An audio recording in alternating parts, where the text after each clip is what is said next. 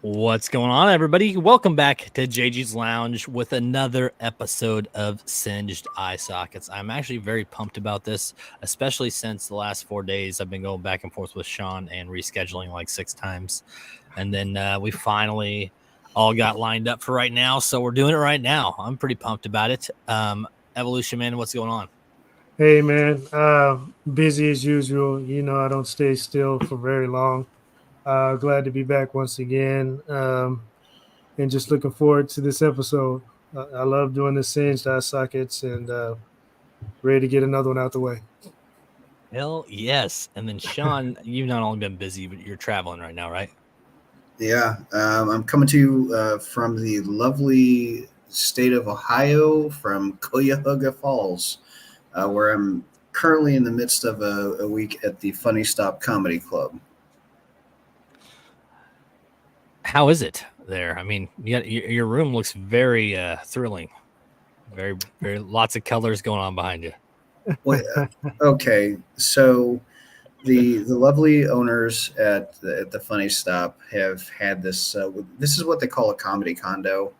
All right, Okay. and you know, typically we get put up in hotel rooms, but you know, 80s, 90s, early 2000s. Clubs they would own apartments, right?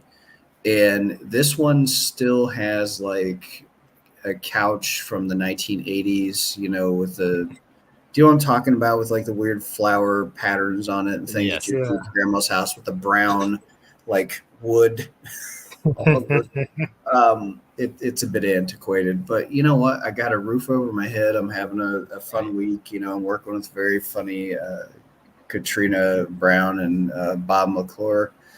So, you know, I'm having fun, man. You know, I'm very blessed. I'm grateful I get to do something that I love and make tens of dollars at it. At least you're making tens of dollars doing something you actually enjoy. Dude, it's, you know, the thing is, it's one of those things, like, if you know you do it for free, you know you're in the right space. You know, I just finished, you know, as you know, I just finished taping a special last Saturday at the Reese Theater that I'm going to be working to get on some TV and, you know, sold on some different platforms. And, you know, I'm still coming down from it, man. I've still, my brain's in a fog because it's been an amazing run, and it keeps going. So I'm going to keep doing it. Hey, there you go.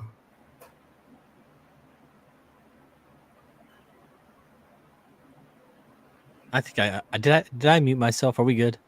I think you muted. Yeah, I can hear you now. Jeez, I'm over here being ridiculous while Sean's talking about his passion for what he does. Yeah, I would put it on mute too. Great. Wonderful live that we got going here. Hey, I made it clear that I heard what you were saying. All right. You just muted it so we couldn't hear you go, Jesus, shut up. On another note, I did just release a new show on the network called Merging Lanes. It's going to be a fan-submitted story podcast where I take other people's stories and then find 2 or 3 stories similar online and read them. It's a little different for me because, you know, I like this live interaction stuff.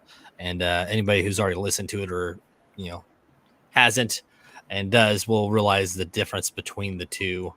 And I think it's going to be a challenge for me. So let me know what you think if you guys did check it out. With that being said, man, we've had like 8 of these episodes now. We've done Gypsy Rose. We've done the 3 guys who froze to death in the backyard. The boys that went to a basketball game in California and disappeared. What else did we have? The kids that disappeared. Right?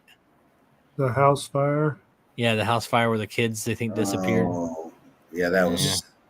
Yeah. And then the people who were in the cold area, and the Dyatlov Pass. Yeah, we did that one too. That was a fun one. Mm-hmm. The boys on the tracks. Yep. where they think the Yep. government might have been involved. Mhm. And then the last one the Australia case. We did the one with Jeffrey Deskovic, and I thought we did one more on the Australia case where they're pretty sure the wife did it. With Yes, that's right. That Oh, was yeah, one. yeah. Yes. Uh-huh. Oh man, that was Yeah. even the like hay bale. Yes, in the back of the truck. Yeah, dude. Yeah, that one. Yeah, we've done a lot. We've done a lot of episodes. Mhm. And Sean, we did the one on the dropped wallet too. That was the very first episode.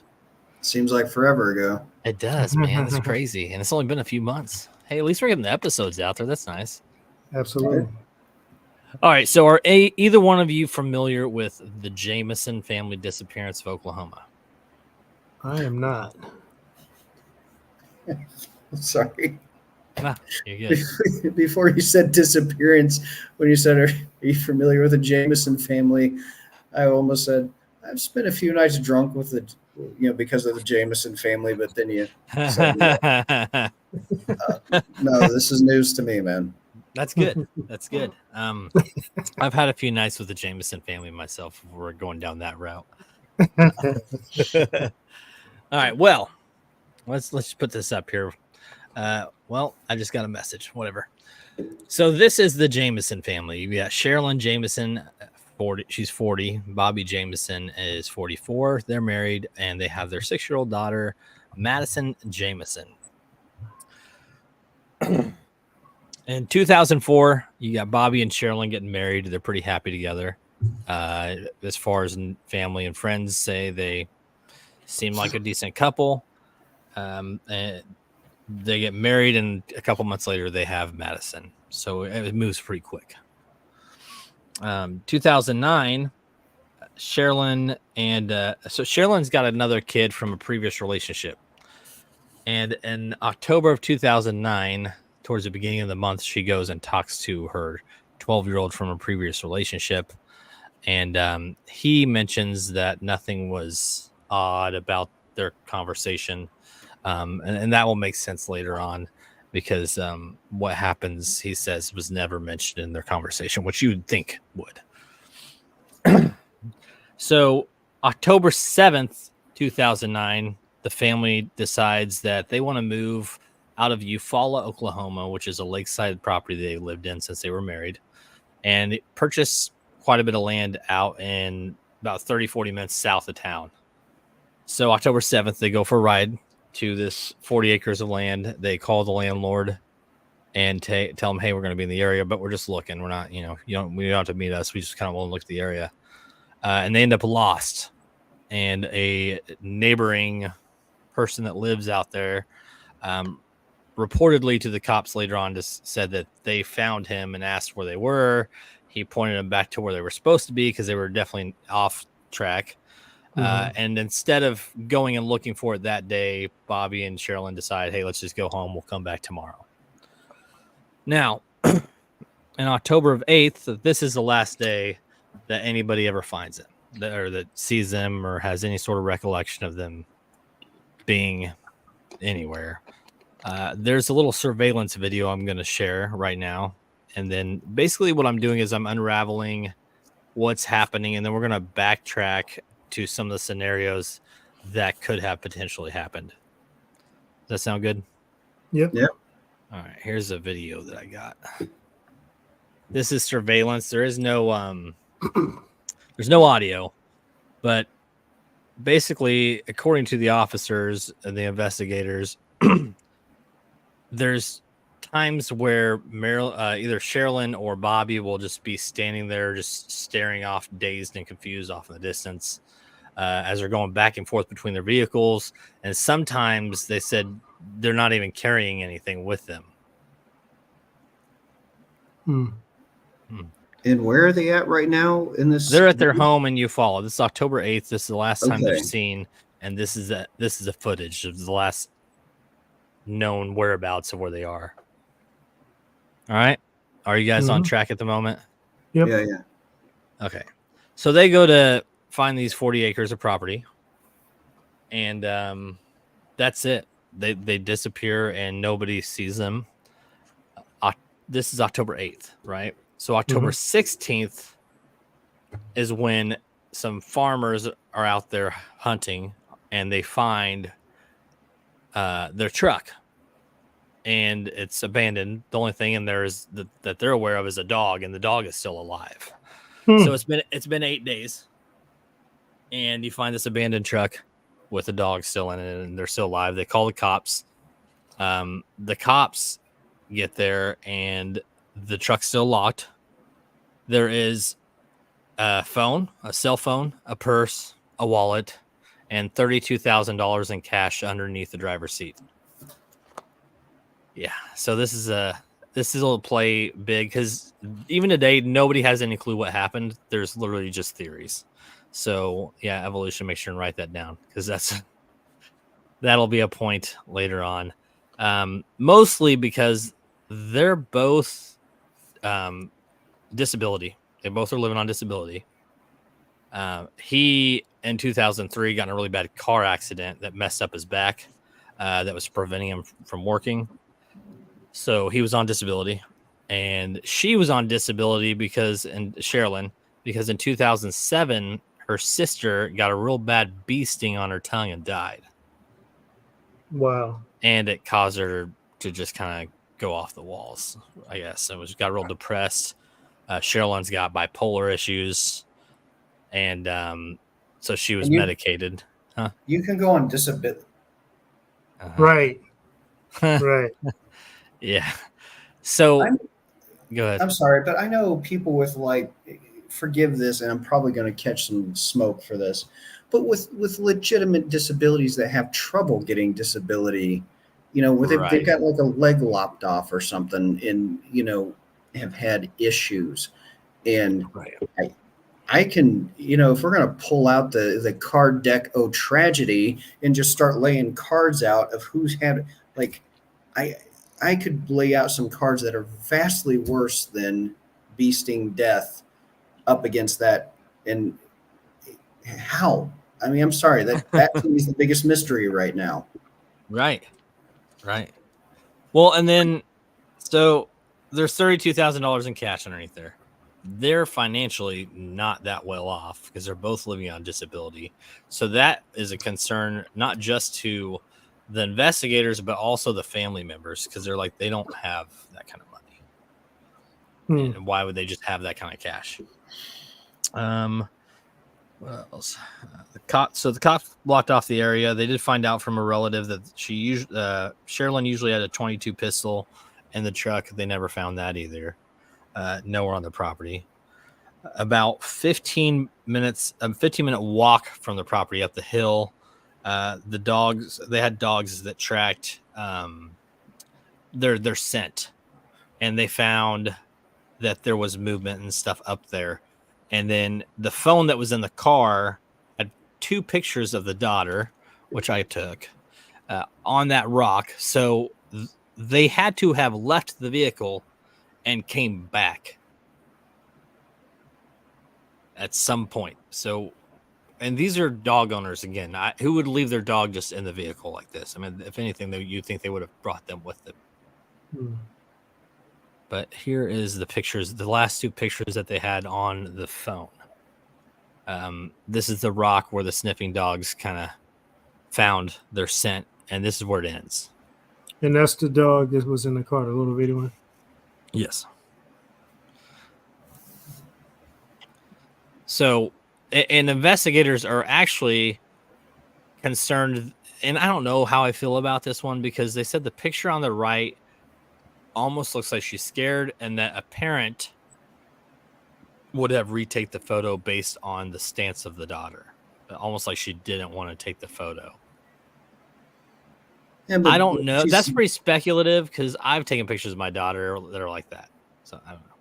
Yeah, and kids, I mean, there's a reason why there's a term called, the petulant youth. I don't know if you've ever heard that before, but kids don't sit still for stuff. They're not always happy about things. So that I'm sorry, but that just seems like a stretch. That's why. Well, and that's how I feel. What I'm looking at is in the first picture, she had the puppy, and it looked really natural. and she might have been irritated or unhappy that the puppy was taken out away from her to take the other photo. There you go. The only evidence that you're gonna get from that photo is that they had the phone on their person when they initially left the truck and they came back. So they had to have come back to the truck. And that is the last known any tracks or anything that they find. So they ended up doing a 300 person just staked the park. They did a 5-mile radius comb of the area. Very rough terrain, very tough. They said that the week during their disappearance before the car was found, it was very wet and rainy. It's October, so the weather's like 40s, 50s. Very tough. And that being said, they come up with nothing. The search dogs, they had drones, they had those heat sensor helicopters out there scoping the land because it's 2009, so it's not severely long ago. They had quite a bit of technology. Is it just me, or do I feel like I'm missing some big contextual clue that you haven't dropped yet, like some sort of twist? Because I don't know. It's just everything is very strange, and there's not a lot of connective tissue between these like facts that you've dropped, except for that nothing is adding up. Like, and that's kind of why I'm doing it this way, and actually is because the theories make this whole thing more confusing. So I figured I'd just start with the head on of they're disappeared. Here's what they found right off the bat. And then backtrack into some of the history behind the parents. Okay. And family relations. So the 32,000, might seem like a red herring at first, but the fact that they're both on disability, no matter how they came across being in that category, is very strange. Especially just being under the seat of the truck, and the fact that it's still there. That's the thing that's kind of hanging up in my head, is that it's still there. Because if they were going to disappear, all right, say they did it intentionally, they would take the money. But like you said, dude, if they're dog people, you're taking your dog with you. Yeah. Yes. And your phone. Exactly. And that's what a lot of the speculation starts out right off the bat. The truck was in complete working order. There was no sign of any kind of threat or like hustle like between anybody. And they left everything. They even left their jackets in the car, which even more weird because it's 30s, 40s, 50s outside. They're going into the wilderness with this. Something had to have happened. Somebody had to have been there and maybe held them at gunpoint and wasn't aware what was in the car, or they like saw some sort of a drug deal out in the middle of nowhere happening. Yeah. Where was this at again? What area? This is in 30 minutes south of Eufaula, Oklahoma.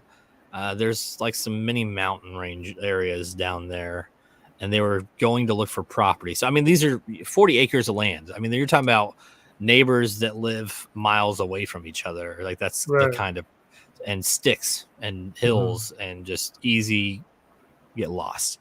They do talk about how these hills are known for oil mining, and that when they were talking to the neighbors about the truck sitting there for a week, a couple of them said that they had seen it, but they just thought it was surveyors coming and looking at some of the old oil fields, and just, so nobody like looked into it.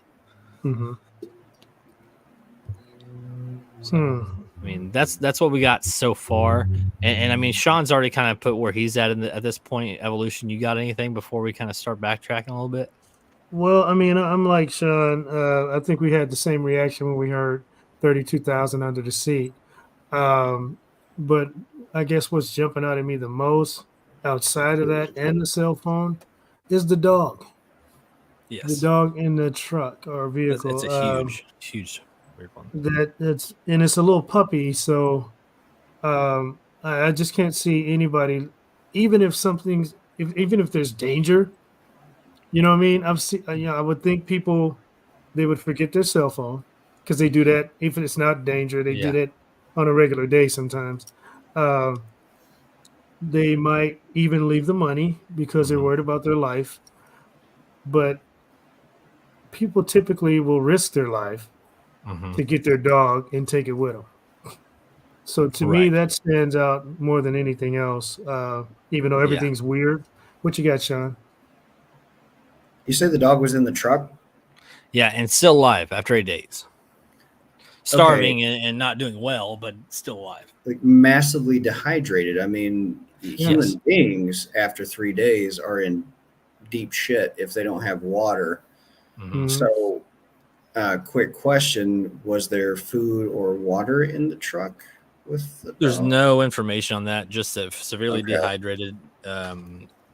Okay. And the dog Right. was starving and just not in good shape, is all it says. But Well, I'm glad the still puppy alive. was okay. I was just gonna say that would Right. be a hell of a curveball Mhm. if they had actually left food and water with it. Mhm. Yeah. You know, Yeah. but yeah. All right. Yeah. Okay. So the bodies weren't found, and this next part is sort of just a jump of when they found them, and kind of ties into why there's no final explanation. So November of 2013 is when some hikers were hiking through an area 2.7 miles away from the truck and found the skeleton remains of 2 bodies. And it took another day for investigators to even get there because of how rough the terrain was. And upon getting there, they did find 2 adult skeleton remains and a little girl. They said there was like clothing scattered. The bones are kind of moved around, like they have been picked at, obviously, from wild animals. But they said because of the decay of the skeletal remains, they never could confirm it was them. They were just allegedly that was them based on just the truck being nearby. Investigators swore up and down about the conditions of the weather during them searching the area. Could have played into it, leaves covering the bodies. Because they 5-mile radius with 300 people and they didn't find them. And they even says that the bodies were all face down next to each other. Huh.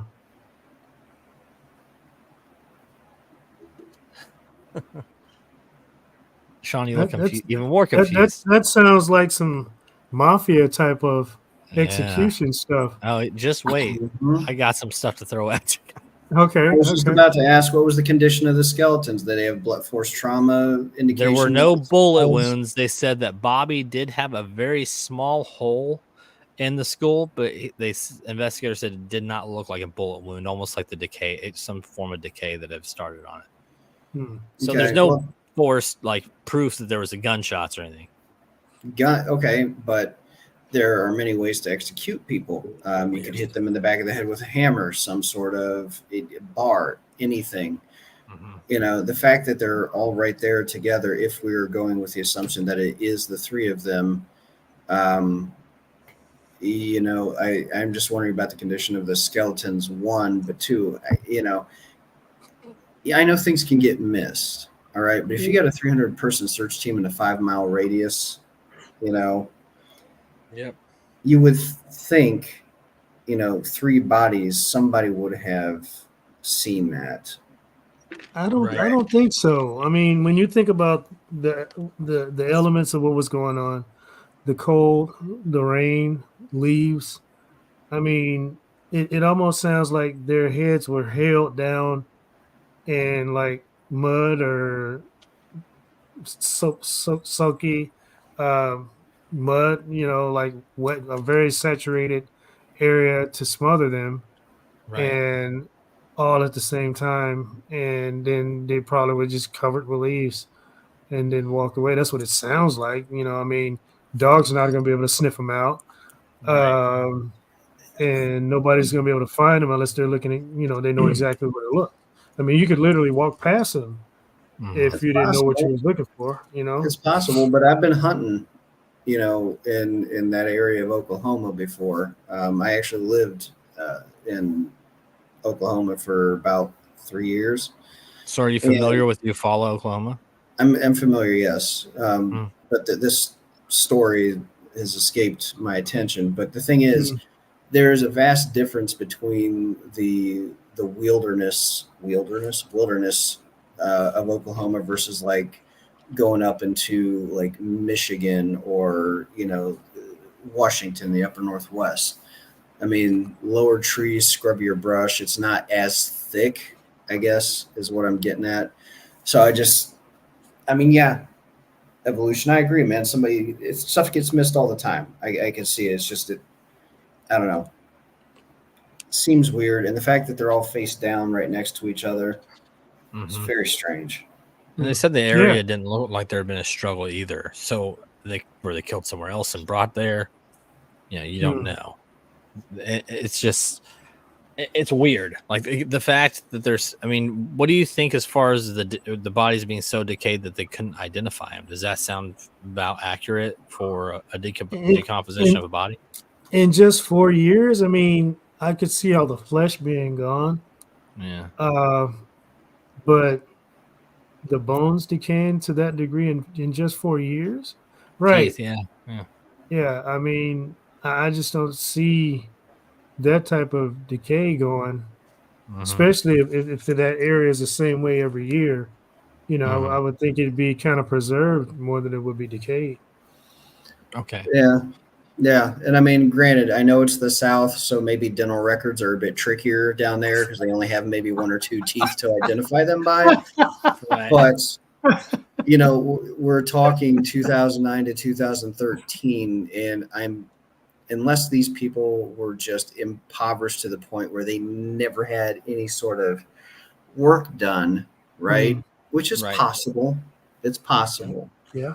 But are you trying to tell me that they were so decayed and decrepit that they couldn't even use the teeth? I mean, that's based on the information that was received. Yeah. Right. 3 people, a kid and 2 adults. Not one of them could be. That's incredible. Yeah. I find that very suspicious. Right.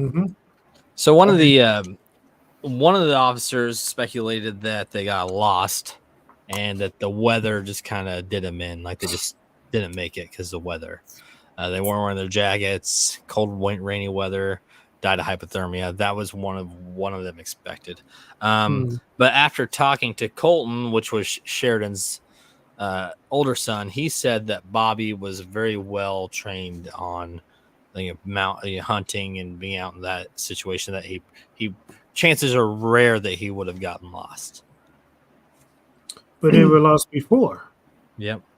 They were lost even going to. And that's the other side, is that Bobby has back issues now. He's struggling. They said the terrain was rough, so why would they have even gone out as far as they did if in the condition that he was? Just too much for me to kind of say that he lured him out there intentionally. It had to be by accident, or somebody took them out there. Let's see. Sherry's mom questioned why they were face down, which we all have that same question. She also mentioned how much Sherry loved that dog and would not have left the dog and the vehicle. Bobby Dean's dad, Bobby, was also suspected as maybe the murderer because his dad owned a gas station, and he promised the kids if they worked there for free, when he sold it, they'd get half the money. And they never got the money. So Bobby ends up suing his dad in earlier 2009 for $10,000. And they start having issues. He even reports that his dad tries to hit him with his vehicle, that the family's now scared for their life. This happened within a few weeks prior to them disappearing. And Bobby even makes a statement saying that his dad is involved in the gangs, prostitution, and meth, saying that he's a dangerous person and that he's feels like he's above the law. But his dad's 69 at the time.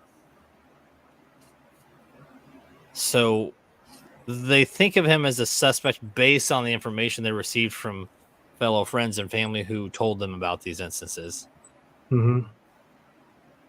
But they ruled that out pretty quick because Bobby's uncle, Jack, the brother, said that yes, his brother was very distraught and a very wicked person, but he was living in like living homes at the time, like assisted living homes, and Mm-hmm. or in the hospital a lot during that time. He actually ended up dying in December of the same year from health issues. The only reason that I can see this still potentially playing out, though, is if he has those kind of connections, could he have hired somebody to do the work for him? Yeah, Well, absolutely.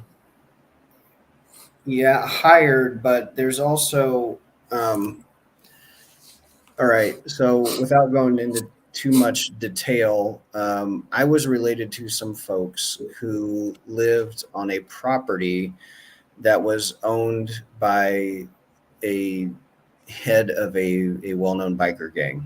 All right. Now this guy was retired. All right. This head of the biker gang, super sweetheart of a guy, very nice, but he's one of those ones that you knew, like, if you came afoul of him, it would not be pretty. Right. Mhm. And constantly, all right. Now the way that there were two houses within shouting distance of each other. He lived in one, and these relatives of mine lived in the other.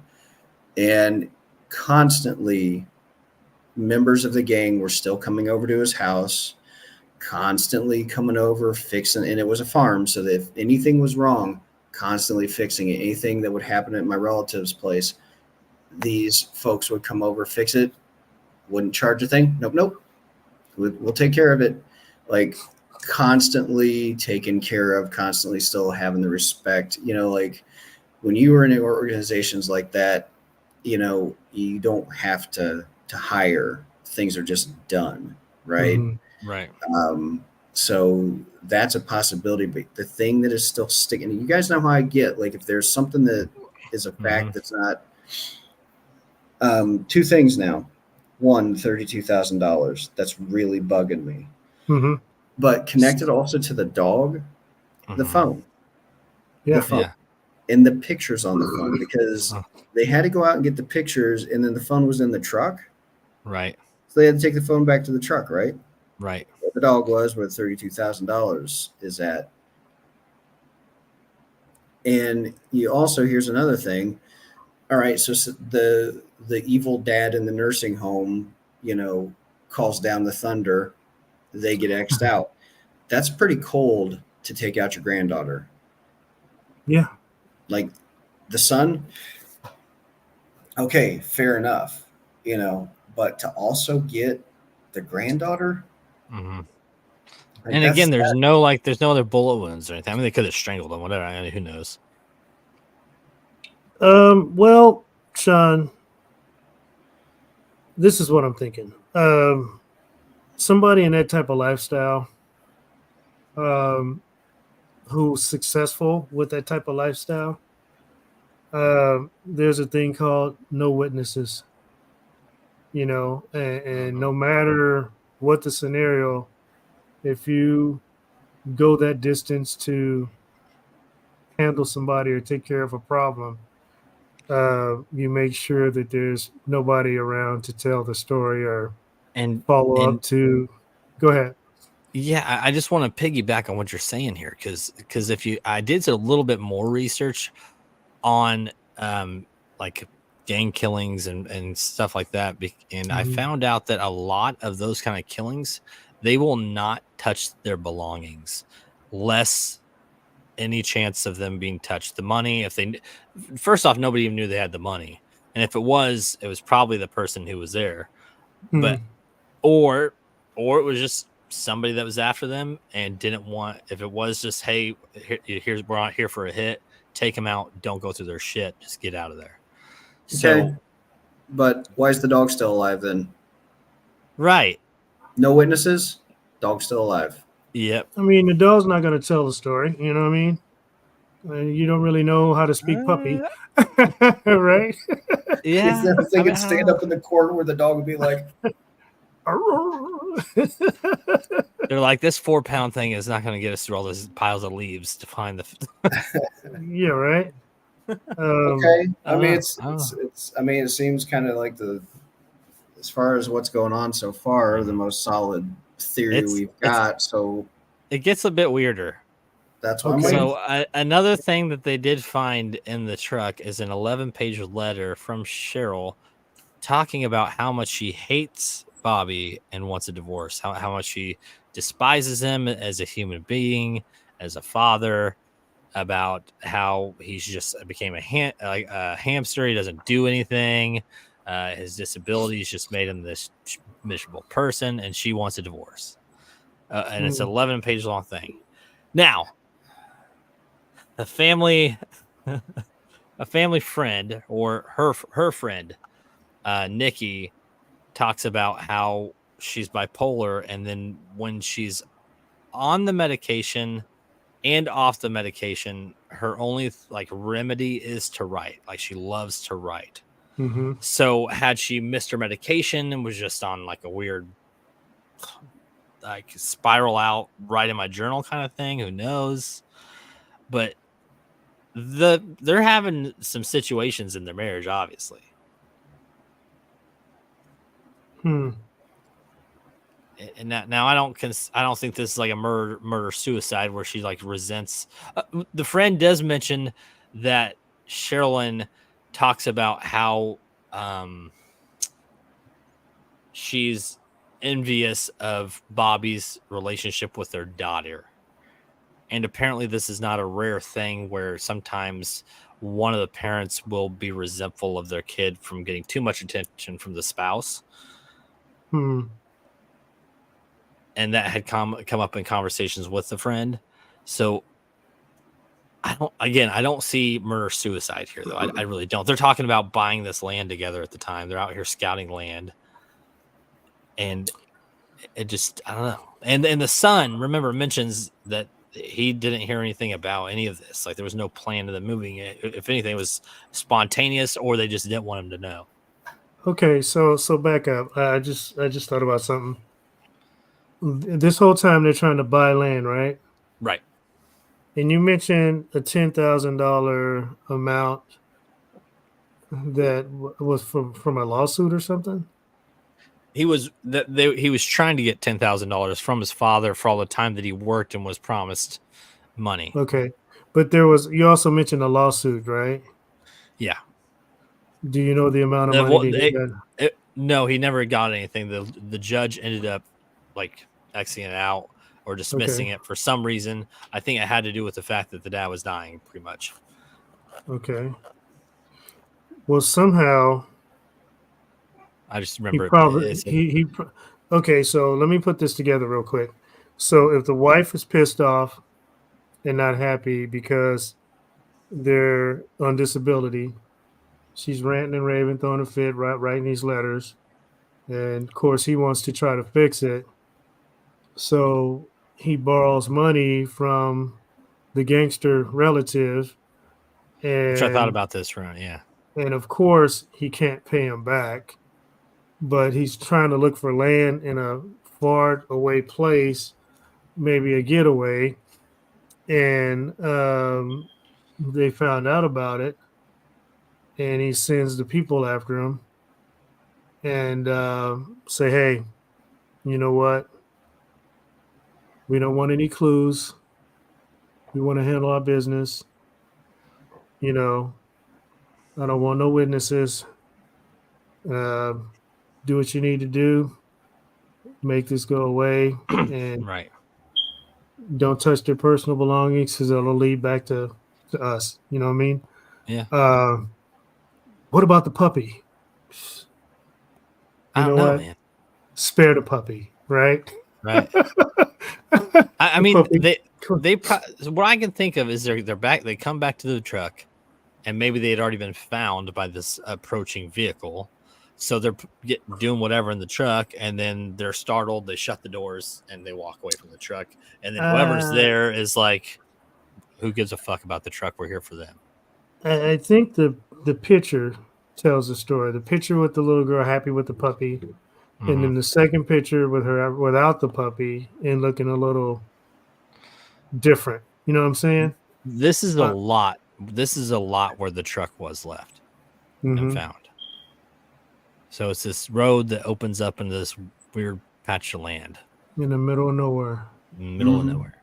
But that's what I'm talking about with the terrain and the landscape. You see what I mean? It's not. It's kind of low and scrubby. Yeah, there's trees and things, but it's not as thick as when you go hunting in the woods, you know, up north, right? Right.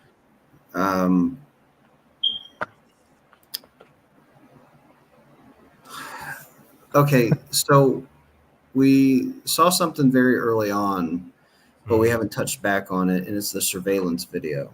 Yes. The day before they disappeared. Right. Where they are walking around. This is the property. This is the property. This is the front of the house. Okay. And this was where the video was taken. Yeah, I'm guessing from like the corner of the upstairs to like the patio area. There's probably a camera right there kind of watching them. Can you show that video again? Yeah, I can do that. Hold on, bear with me here. Where you at? Boom. And that's their truck, right? Yep, the truck in the back. But there's a lot of other cars there. Yep. But they said, and obviously this isn't all of it, but the investigator said there's multiple occasions where they'll go out there, you don't see them talking, you don't see them holding anything, and it's like they're going back and forth to the truck, pacing, and sometimes just staring blankly like zombies. Okay, so let me elaborate even further what I was talking about from this video. There's a whole nother aspect of this that I haven't got to yet, so go ahead. Okay. So I'm thinking whoever off them was there telling them to get whatever they were getting and get into the vehicle, and they pursued them out there in the middle of nowhere and then did what they did. Yeah, I think so too. So the Eufaula, Oklahoma at this time only had about 3,000 people in it. So a lot of people were investigated. And Nikki, who has already been mentioned in this story, when investigated, tells, again, this is Sherilyn's good friend, tells them that they are involved in witchcraft. Okay. Yeah, so here's where it starts getting even more weird. So over the last multiple months, her and Sherilyn have been studying to be witches and doing a lot of like summonings and sermons and things on the property. And Nikki talks about how there was an instance in the house where there was a gray mist that just showed up in the room that they were in and just dissipated out of nowhere. And it terrified her, and she didn't want to go back to the property. Her and Sherilyn had discussed about it potentially being an Indian burial ground, and that Sherilyn was very like dead set on figuring out the history about the property because they were having a lot of apparently paranormal issues on the property, and not just Sherilyn, because the pastor several months back was approached by Bobby asking if there were bullets made specifically to get rid of demons. Okay. Right. So somewhere in here, things get really weird. Like when they're investigating the property, there are like weird quotes on the wall about get them out, just go away. They had a storage unit on the property right here that they were actually going to live after. They were going to live out of this. They were going to move this to the 40 acres and live out of this until they could build a property. Seriously? Yes. I mean, that's like something you load onto a ship or a train. You know what I mean? Yes. Yeah. There was, when they found, or when they were investigating the property after the disappearance, they found a pretty fresh quote that was marked on here that said 3 dead black cats in area this week. Witches don't like when black cats are burned. Was spray painted on the side of this thing. Okay. So there is speculation, obviously theories, that the zombie mode that the parents were in were either some sort of a possessed state or the drug related, because they had sort of connections with that stuff. Although a lot of the family and friends said that they weren't really known for being druggies.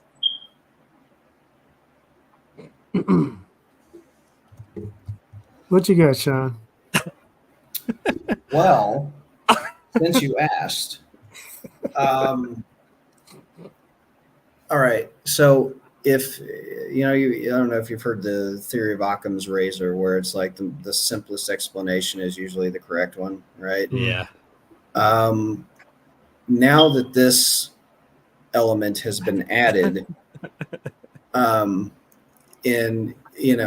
I have my beliefs in the occult and spiritual things and ghost stuff. We've talked on my podcast about those things, but this actually makes all of the weird threads that are kind of floating out there make a bit more sense. Yes. Yeah, that's why I saved it for the very end. If I mean, with the condition of the bodies, the way they are placed, the lack of, anything obvious being done to them, like you would have to do so many things to get people to die. Like, we're pretty squishy, but at the same time, human beings are pretty damn resilient. And now that picture of the girl makes a little bit more sense. I mean, if she was scared, the fact, I mean, if they were walking around like zombies, maybe some shit went down where they're terrified and they were trying to get away and escape to the woods. Like maybe something happened at the spot at the house, right? And this all of a sudden has turned into like some sort of, cabin in the woods haunted movie where they're trying to escape the house, get away, but the thing followed them. I don't know, man, but this sort of weirdness starts to make things make sense in a different sort of way, instead of just random gangs. And on top of this, Nikki and Sherilyn were getting involved in occults in the areas, and Sherilyn's mom was reported by one of the church people that went to church with them, said that they stumbled upon a satanic occults book, and it was a hit list of people, and they said that Sherilyn's name was on the list. Bro. And here's the thing is, we're riding this weird line of paranormal and reality, because occults are real. We know they exist. We've busted many of them, and they dabble in these kind of things, whether they're real or not. They do these things. They do these rituals to attempt to summon things that happens. So it almost makes the nonsense make sense for the case. Yeah. Hey, man, look, they say, you maybe heard the saying, the devil's greatest trick is making the world believe that he doesn't exist, right? Right. And just the way this whole scene is broken down, unless you've got some weird other thing you're going to be bringing to the table, like, but yet there's more, like, right. I think I ended it the right way. Like, I wanted to leave that aspect out because there were too many loose ends. But when you throw that into it in a very weird way, it makes it make sense. And I will go as far as to say this. I've been thinking about my response to the gangster solution. And if it was about money and they owed him money back, then they would have probably went through that vehicle, the house, and everything Yeah, else. they got their They, money. yeah, they probably would have found that money, and Yep. it would have been no super amount of money in that truck. And heck, the truck might not even have been there, you know. Well, and so if the family didn't even know that they had that money, the occults, whatever, probably had no idea that they had the money. And you're talking about sticks parts of Oklahoma. I know there's plenty of like KKK groups. There's a bunch of like just these. They still exist. Like there's Oh yeah. very corrupt groups that are still out there today. So this is not that far fetched of an idea. Right. But if we factor in, all right, let's just lean into this thing, Mhm. that it was some sort of, paranormal thing, right? Thingamajig. Then a lot of this makes sense because, the whatever demonic whatever thing would give two shits about a stack of money, would revel in Right. the fact that the dog was trapped inside of a truck, slowly dying over a period of days. You know what I mean? Right. Like Mhm. there's just, it may sound crazy to some, but I mean, this has all the, if it walks like a duck and quacks like a duck, it might be a duck. You know what I mean? Yeah. Do me a favor, pull that spot of land back up again. Sure. I just because there was a mention of like an Indian burial ground, right? No, on their house. Hold on a second. Let me find their Yeah. house. Boom. Hmm. I'm more concerned about that big flat land of empty space. Right. What do you mean where the truck was? Yeah, yeah, like right there. Yeah. Does that look weird or odd or anything like that? I mean, no, there's a lot of areas like that out there. I mean, through Arkansas, Oklahoma, there's a lot of like just random open fields, like literally in just littered with mountains around them like this. Mhm. So that's not very uncommon. Plus, you got old oil mines and stuff, fields and stuff like that. So there's probably quite a few of these. Okay. Now, with that being said, if there's a lot of occults and things like that, they're probably going out to areas like this to do things. Yeah. Oh yeah. Yeah. So, Yeah. I don't know. I'm leaning towards, and it could be even a mashup of the paranormal and the occult, even being tied together. I could see that because before that part even came into play in the story, I could see the dad hiring a hitman to take him out and not giving a shit about the money or anything in the truck. But when I read about the paranormal aspect and just the fact that they were dabbling in it, it Mhm. almost made the rest of these little clues that you're like, what? It's like, okay, that actually kind of makes sense, Okay, So but that's here's a question. Why was her name on that hit list? we don't know. We just know that her and Nikki were involved in that kind of stuff, and maybe she did something wrong. I mean, one of the detectives did say that Bobby and Sherilyn were known as scammers, although nobody backed that statement that the officer had made. He was the only one who had made that statement. Hmm. I'm not saying that's inaccurate, but there was no other backing. There was no other witnesses because that did show up, but it even stated that he was the only one that ever mentioned any of that. So you've got two suggested scammers with $24,000, 32,000.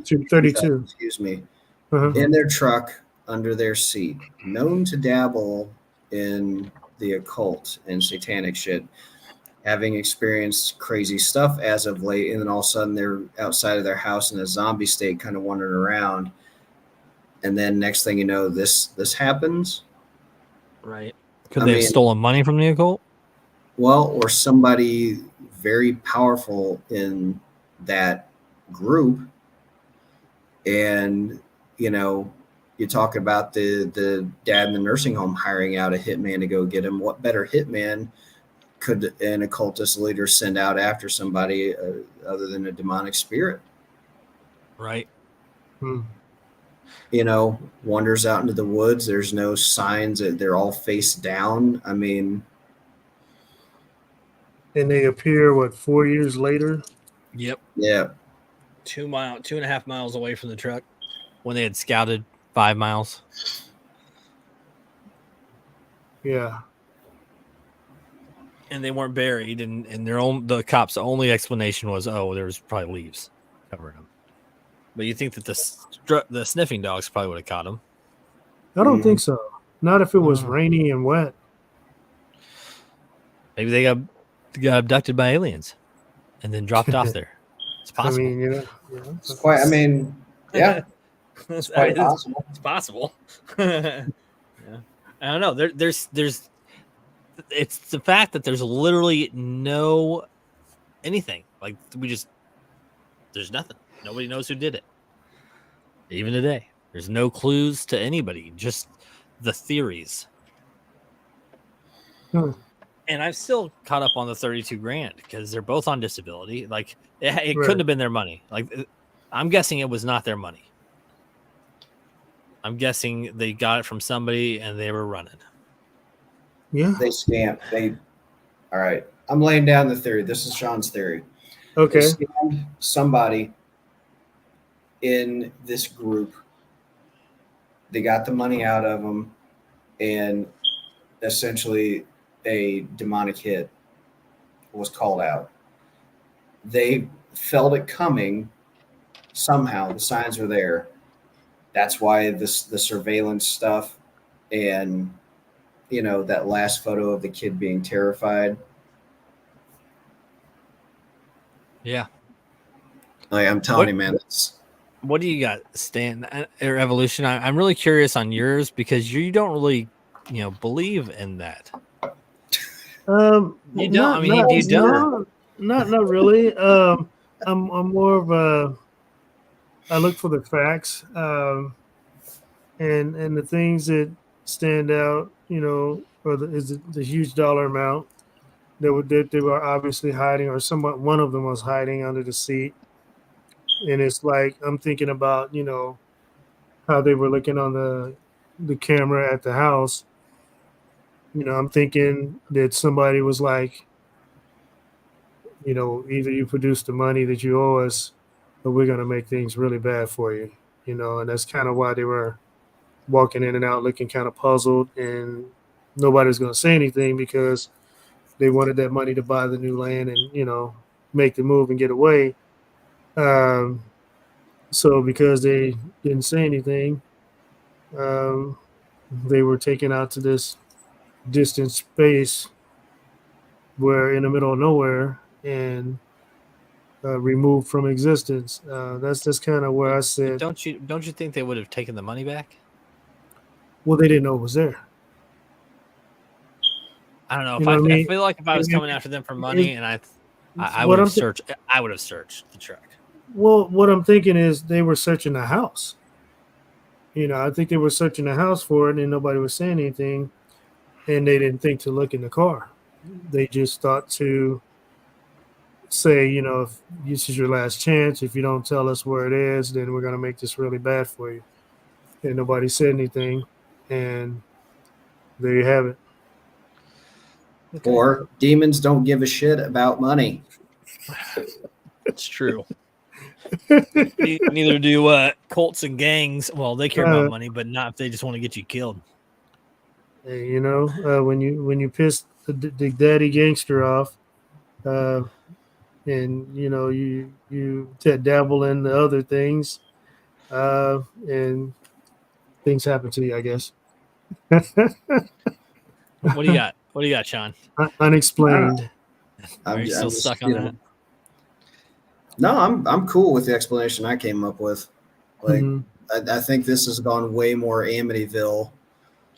Yes, horror, 100% than it has with the nursing home gangster. Well, and here's my theory.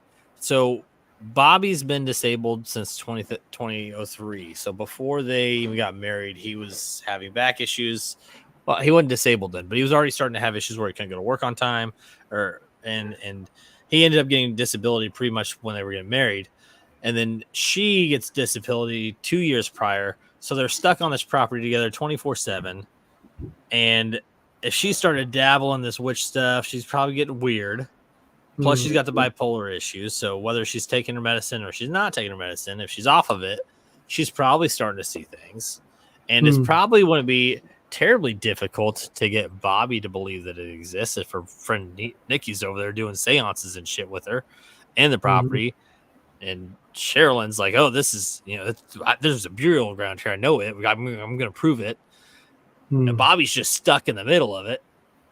I mean, they could have all kind of lost their minds into this idea that Sherilyn made up and drove them to kind of be like, we got to get out of here. What are we going to do? Right. And they came up with some plan to steal money from somebody or something because they couldn't afford to move. Let's go down this lane for a minute. Okay. What if there was drugs involved and they were all hallucinating? They're on disability, so yeah. I mean, she's taking antidepressants. They've already proved it. She said that she's not the same person when she's off of it. She's actually a lot different. So yes, I mean, drugs were definitely a factor in this. And as for Bobby, I don't know, but I would assume being on disability because of back pain, he's probably got some pretty strong pain meds that are probably pretty addictive. And that cause you to have, I mean, hallucinations and stuff if you're overdoing on it. Could they have been experimenting with, medications that would make you hallucinate? And the cult rituals, they do it all the time. Here's some peyote. Let's do this, and we're going to do the seance. Oh, shit, there's demons in my house. I better go get some bullets from the pastor. I mean... If they're getting Bobby involved in these occult rituals, that's the kind of stuff that you're talking about in witchcraft and things. I mean, they're taking drugs to enhance the effect of whatever they're doing on some of that stuff. So I'm pretty sure they're probably getting involved in drugs. Maybe not all of them, but several of them. There's just... But the kid wasn't on drugs. Yeah, I mean, yeah. And there's no, and if this is a little kid and say this kid got throttled, right? The hyoid would be broken, right? Okay. But there's no signs of any blunt force trauma. There's no signs of any stabbing. I mean, ritualistic sacrifices, things like that. Right. There was a pinhole in Bobby's head, but they said that was most likely just a deterioration over the 4 years. Okay, I can buy that. So, you start scraping away the fact that there were no signs. Okay, not a broken orbital bone where somebody got cracked in the face. Anything, no broken necks. They're just face down, dead. Right. And hypothermia, okay, maybe. I mean, we are talking Oklahoma, and I saw one snow down there when I was down there that they got 2 inches and they shut the entire half of the state down because they were afraid of snow waves. We call them drifts up here in normal land. Yeah. All right. But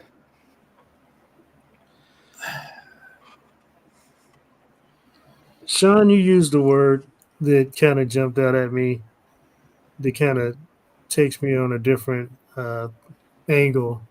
You used the word sacrifice. So if they were dabbling in all these things and enhancing their senses with drugs, and maybe it's a combination of all the above, but they were tripping on some stuff, hallucinating, and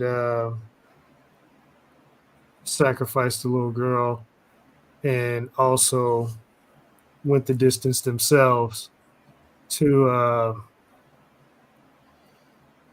whatever. Okay. It's so strange. I mean, it's hard to say, wow, no, that's not possible. Like, we can't rule out any of these things we're saying because the facts of the case are just so out there. I mean, even the suggestion that there was an alien abduction and then it just flew over and just and dropped them down in the midst of a clearing and fucked off into the universe. Yeah. Okay, that's a possibility. Clearing in the mountains, yeah, why not? Yeah. You're like throwing a discarded wrapper out the window, as you're driving down the road. It's possible because of what the evidence presents. I mean, it's typically in these things, it feels like we have a pretty good lock by the end of these things on, this definitively seems like this, Right. This one with the addition of, like, if you add how they were found, the money, which, I understand you did some research and gangs leave that stuff for no evidence. Okay, fair. But I'm kind of with evolution on this one where, I'm taking the money, right? Yeah. Taking the money. I'll leave the phone. Don't need the phone. Who cares about it? At most, maybe I'd smash it, right? Yeah. Maybe smash it between two rocks, just obliterate everything, wipe it clean, kill the phone. All right, fine. Yep. But if you take the whole of everything, I don't know, man. It seems like this one, the spooky stuff, is kind of that's where my flags are popping up with this one. Either way, it's on my end. It's no matter what outcome, it has some sort of a creepy fact base behind it. Like, even if it was a cult of people and it was real people and a cult, any of that kind of stuff is just creepy to me. I mean, it's fascinating, but it's creepy as hell. And I'm also thrown with the what do you call that? The storage deal that they were talking about living in. I'm like, what type of person in their right mind would want to live in something like that? No, they weren't. They were. That's why I think that there was some sort of drugs involved.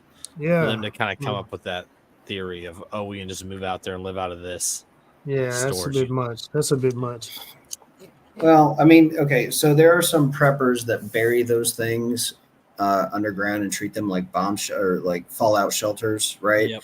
That does happen. But to just plop one down and say we're gonna throw some lawn chairs up in this bitch and call it a house, that is a bit of a stretch. But maybe that's you would be like, well, maybe that's all they had, except for the fact they had $32,000 freaking dollars on them. All right. Yeah.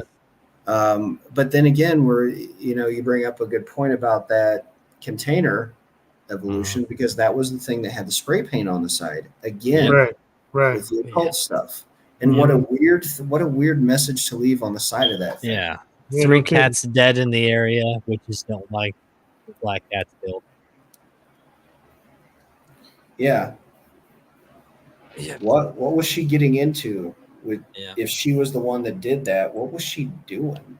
Right. Or they dropped a line like that on the side of their house. Right. Well, I feel like this is a pretty open-ended episode, but I like how it went, and I think we've got some pretty strong theories no matter what. Yeah. I think what I like most about this one is how open it is. Like, there's really no definitive ruling out any of the theories. Right. Yeah. And this is a tough one, man. Yeah. So yeah, guys, I always appreciate doing these. I know you guys like doing them. And I really didn't expect a definitive answer out of any of us on this one because it's just so far-fetched. It was the dog. It was, was the the dog. dog. Dog did it. Yeah. Was possessed by a demon. Told him what to do with telekinesis. Hey, if you've ever seen the movie Drag Me to Hell when the goat gets possessed, you wouldn't be. Yeah, that's. Gypsy Rose's mom came back in the dog.